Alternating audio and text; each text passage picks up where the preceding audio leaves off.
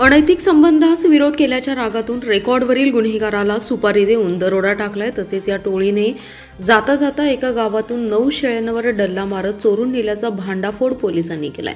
जत तालुक्यातील अतिशय क्लिष्ट अशा उटगी दरोड्याचा पर्दाफाश स्थानिक गुन्हे अन्वेषणच्या पथकाने केलाय। या प्रकरणी दोघांना अटक करण्यात आली आहे। रेकॉर्डवरील गुन्हेगार सुरेश मनोहर काळे आणि पप्पू सुरेश परीट अशी अटक केलेल्यांची नावे आहेत। जत तालुक्यातील उटगी गावाजवळील एका वस्तीतील घरावर सोमवारी पहाटे 2च्या सुमारास 6 ते 7 दरोडेखोरांनी दरोडा टाकून दोघांना बेदम मारहाण करत सोन्याचे दागिने आणि रोकड लंपास केल्याची घटना घडली होती।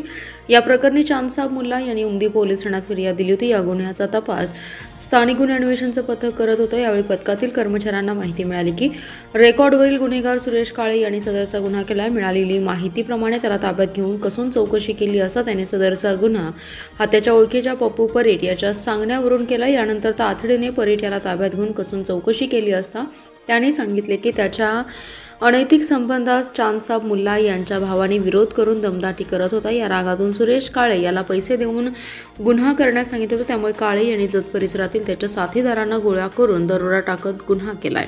यावेळी संशयित काळे आणि परीट या दोघांना ताब्यात घेत पुढील कार्यवाहीसाठी उमदी पोलिसांच्या स्वाधीन केले।